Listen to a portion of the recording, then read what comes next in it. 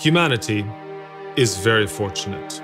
Our home, planet Earth, has been swinging in and out of ice ages and warm periods over the past million years.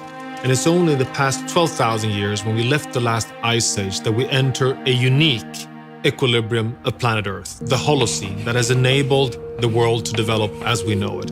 It's not too cold and not too warm. In fact, it's staying within the narrow band of a maximum temperature variability of plus minus 1 degree Celsius. And the drama is that now we have so much scientific evidence that we're pushing humanity out of this Goldilocks equilibrium. This is a crisis where we can no longer exclude risks of catastrophic tipping points. We've shifted over from being this small world on a big planet to today being a big world on a small planet.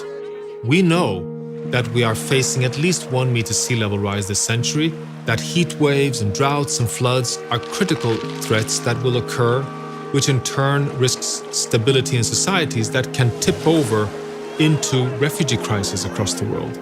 We need to bend the curve of emissions no later than 2020 to stand a chance to surf down an incredibly steep slope of reducing emissions and leading to a decarbonized world economy by mid-century. But the good news is we're starting to see the first indications that the exponential rise of emissions is starting to level off. We're starting to see that renewable energy systems are entering the rapid phase of exponential adoption in the world. We can see that delivering on Paris, bending the curve, can go from a necessity to also being something that is doable.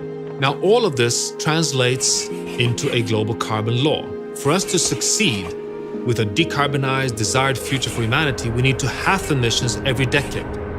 And this halving emissions every decade becomes a golden rule which is applicable at any scale, as an individual or a household or a company or nation, which then needs to add up to the world as a whole.